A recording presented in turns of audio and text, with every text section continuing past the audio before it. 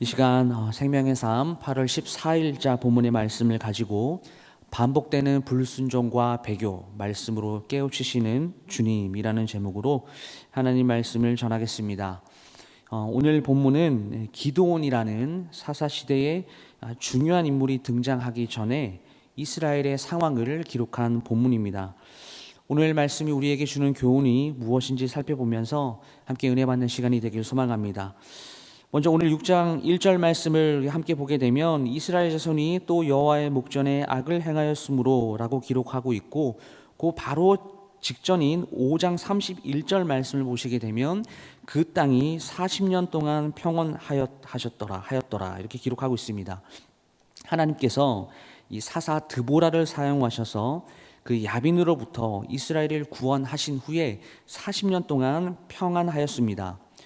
이 시기에 이스라엘 전체가 이렇게 평화를 허락하신 그 하나님의 목적과 그 의도를 알고 하나님께로 돌아와서 하나님을 잘 섬기는 민족으로 다시 세워졌다면 이러한 평화의 시대가 영원히 지속될 수 있었을 것입니다. 비로소 이 땅에 완전한 하나님의 나라가 완성이 되어서 이스라엘은 하나님의 도우심과 그 사랑 안에 살게 되었을 것입니다. 그러나 바로 이게 한 절만 넘어갔을 뿐인데 뭐라고 이야기하고 있습니까? 여호와의 목전에 또 악을 행했다 이렇게 말을 하고 있죠. 이렇게 반복이 되는 역사를 보면서 그 사사시대의 이스라엘의 영적 상태를 우리가 대충은 한번 결론을 내려볼 수가 있습니다. 아마 이렇게 결론을 내릴 수 있을 거예요. 이스라엘 가운데 하나님은 그저 우리에게 평안과 부를 안겨다 주는 여러 신들 중에 하나일 뿐이다. 이스라엘의 마음속에는 유일하신 하나님이 없는 것 같다. 이스라엘은 하나님을 잊었다. 이렇게 결론을 내려볼 수가 있겠죠. 이스라엘이 지금 평화로우면 다시 이렇게 악을 행하는 이러한 역사를 반복하면서 그 하나님과의 관계를 고민해 보지 않고 하나님은 우리 민족을 선택하셨어. 하나님은 우리가 부르시면 언제든지 들어주셔. 이런 잘못된 선민 사상과 교만함에 빠져 있습니다.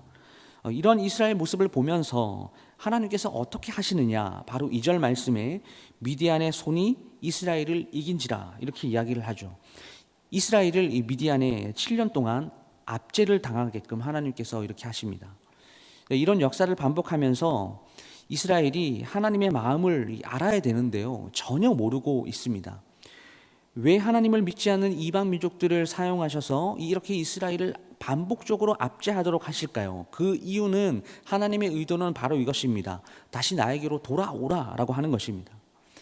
너희가 이렇게까지 잘 살게 되고 땅을 주고 민족을 이루게 하신 그분이 누구인지를 기억하고 지금 돌아와라. 이것을 깨닫게 하기 위해서 하나님께서는 이방 민족들을 사용하고 있는 것입니다. 한마디로 하나님께서 이스라엘 백성들을 너무나 사랑하셔서입니다. 중요한 것은 이 민족이 이 사실을 아느냐 모르느냐 하는 것인데, 오늘 말씀을 보시게 되면 이 사실을 모른다라는 것이에요. 이 배은망덕한 모습이 이스라엘 민족들의 모습 가운데 보입니다. 어떻게 그들이 이 하나님의 사랑을 모를 수가 있을까요? 하나님께서 이 민족에게 행하신 과거의 그 역사가 후대 다음 세대들에게 잘 전수가 되지 못했기 때문은 아닌가, 그런 생각을 해봅니다. 신앙의 유산이 자녀 세대들에게 잘 넘어가지 못했어요. 그래서 시간이 가면 갈수록 이 이스라엘 민족은 이 머릿속에서 그리고 가슴속에서 하나님을 점점 더 이렇게 지워나가고 있었습니다. 이어서 나오는 2절부터 5절까지의 내용을 보시게 되면 그 미디안이 이스라엘 땅에 들어와서 한 일을 기록을 하고 있는데, 지금까지 이스라엘을 압제한 나라와는 그 급이 다르다라는 것을 이 본문을 통해서 알 수 있습니다. 한마디로 미디안은 이스라엘 땅에 있는 모든 것들을 진멸하려고 했다라는 것이죠. 이 짐승들은 물론 이스라엘 땅 가운데 모든 그 먹을 것의 씨를 완벽하게 말려버립니다. 당연히 이스라엘 백성들이 힘들었겠죠. 그래서 6절 말씀을 보시게 되면 이스라엘은 여전히 습관적으로 여호와께 부르짖었다라고 되어 있습니다. 그런데 한번 생각해 보시면 이러한 이 말씀에서 나오는 이 부르짖음, 이 이스라엘의 부르짖음이 진정한 회개나 진정한 하나님께로 돌이킴이 아니다라는 것을 알 수 있습니다. 미디안이 우리 땅에 들어와서 모든 먹을 것을 남김없이 다 쓸어가니까 이 먹을 것도 없고 너무나 궁핍했기 때문에 이들이 필요한 것은 우리 민족의 왕 되신 하나님이 아니라 지금 우리의 배고픔을 해결해 줄 그 하나님이 필요했던 것입니다. 여전히 이 눈에 보이는 현상에 집중하고 있는 이스라엘의 모습입니다. 그런데 그럼에도 우리 하나님께서는 오늘 8절 말씀에 이스라엘 자손에게 한 선지자를 보내시니, 그러니까 하나님께서는 이런 가짜 부르짖음도 들어주시고 또 이 이스라엘의 구원자를 보내주시겠다라고 약속하는 것이죠. 하나님께서 이스라엘을 긍휼히 여기시고 아무리 못된 행위를 많이 하더라도, 죄악된 행위를 많이 하더라도 바로 즉시 심판하지 않으시고 끊임없이 이스라엘이 하나님께로 돌아올 수 있는 기회들을 지금 주시고 계십니다. 끊임없이 하나님을 생각할 수 있게, 끊임없이 하나님께서 과거 이스라엘 민족 가운데 어떠한 일들을 행하셨는지를 기억할 수 있게끔 말씀으로 계속해서 보여주신다라는 사실이죠. 여러분, 오늘 본문 10절을 한번 보십시오. 나는 너희의 하나님이 여호와이니 라고 이렇게 기록을 하고 있습니다. 아무리 이스라엘이 범죄하고 악한 행위들을 많이 한다라고 해도 하나님의 말씀은 이 백성은 내 백성이다라고 하는 이 언약이 변치 않는다라고 말씀하십니다. 너희가 내 목소리를 듣지 않았다 이렇게 책망을 하셔도 절대 변하지 않는 불변의 진리의 사실은 너희는 내 백성이다 라고 하는, 내 소유다 라고 하는 이 사실이죠. 오늘 말씀을 마무리하겠습니다. 사랑하는 여러분, 우리 또한 마찬가지입니다.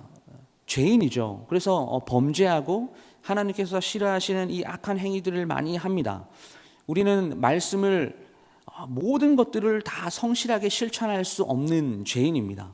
말씀을 성실히 이행하지 못하고 그렇게 산다라고 할지라도 결코 변하지 않는 불변의 진리, 그 사실 하나는 우리가 여전히 하나님의 백성이다라는 이 사실은 변하지 않는 진리다라는 것을 믿으시기를 주님의 이름으로 축원합니다. 하나님은 우리의 본성을 너무나 잘 아세요. 그래서 우리 인간의 본성은요, 하나님 없이도 잘 살 수 있다라는 이런 교만함이 우리 가운데 있습니다. 이것이 본성입니다. 하지만 우리의 그 교만까지도 하나님께서는 받아주시는 분이시다라는 것이죠. 왜 그렇습니까? 우리가 죄인이에요. 그런데 그것보다 더 중요한 것은 하나님께서는 지금도 우리를 긍휼히 여겨주시고 우리를 너무나 사랑하셔서 범죄 즉시 우리를 심판하시는 것이 아니라 끊임없이 지금도 그 죄악을 끊어낼 수 있도록 말씀하시고 기다려주시고 힘을 주시고 계신다라는 사실입니다. 바로 성령 하나님을 통해서 말이죠. 오늘 하루가 우리의 환경과 관계없이 우리에게 베풀어 주시는 그 하나님의 긍휼과 그 사랑에 감사하는 하루가 될 수 있기를 소망합니다.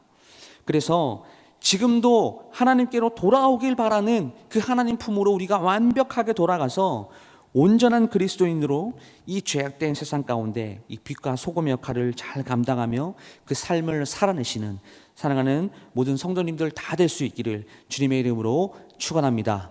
기도하겠습니다. 하나님 아버지, 감사합니다.